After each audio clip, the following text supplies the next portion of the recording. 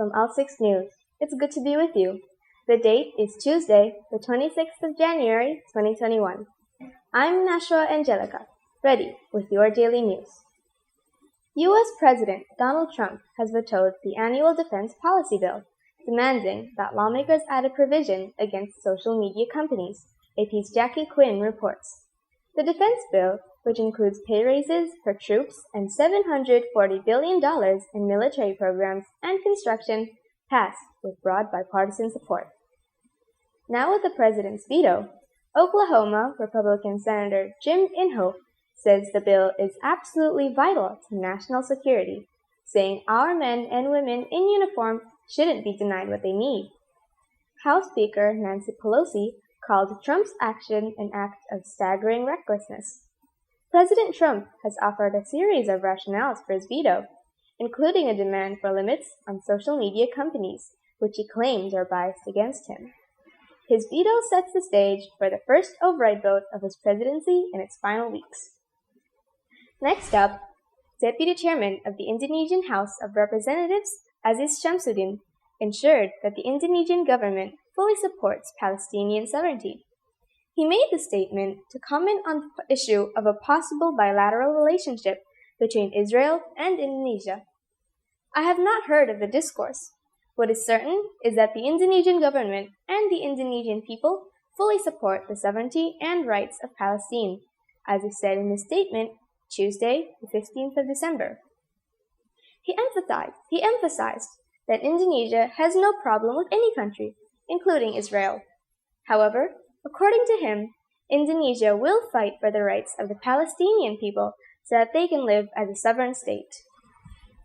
Next up, the number of positive coronaviruses COVID-19 in Indonesia increased by 7,199 cases, Thursday, the 24th of December.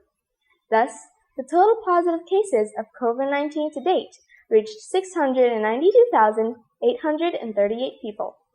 Of these, 563,980 people were declared cured. COVID-19 patients who were declared cured by themselves increased 5,277 people today.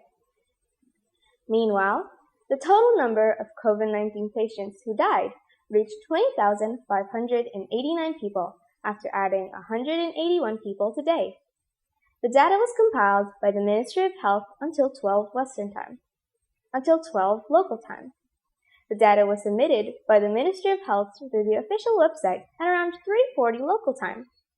The Ministry of Health also reported that the number of COVID-19 suspects reached 68,219, while the specimens that were successfully examined today were 61,068 specimens. Next up, welcoming the 2021 to 2022 academic year, SMPI Al Azhar has formed a new Student Admission Center Committee, PMB, which is responsible for organizing PMB for all Al Azhar Islamic schools, which number have reached 202 schools spread across most parts of Indonesia. As a sign of the start of the PMB activities, on Friday, the 9th of October 2020, SMPI Al Azhar launched the PMB activity. This activity was attended by all school principals, from kindergarten to high school levels. In his remarks, the General Chairperson of SMPI Al Azhar, Mr. Haji Sobirin HS, advised the PMB committee to be able to provide maximum service to all prospective students with 3S. The 3 S's are smile, greetings, and greetings.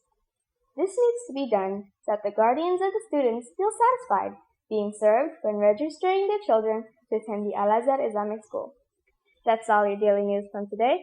I'm Nashwa Angelica. Have a great day.